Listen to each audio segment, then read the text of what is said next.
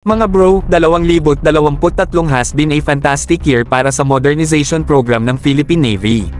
Smooth sailing tayo all the way, at patuloy nating pinapalakas ang ating kakayahan para protektahan ang ating malawak na karagatan mula sa iba't ibang banta.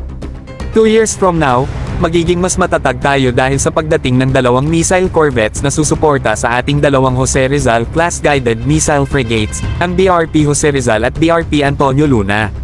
Imagine, mas powerful na Navy natin, kaya't mas secured ang ating bansa.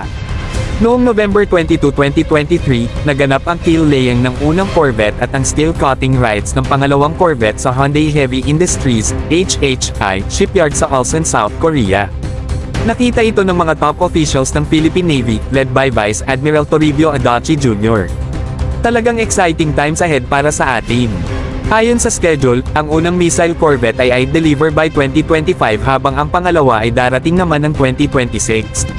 Kaya't abangan natin ito, mga bro. Patunay lang na hindi tayo tumitigil sa pagpapalakas ng ating depensa.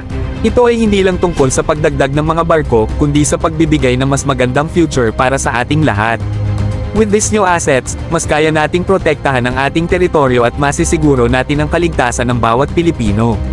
Saludo sa ating mga Navy personnel na walang sawang naglilingkod sa bayan.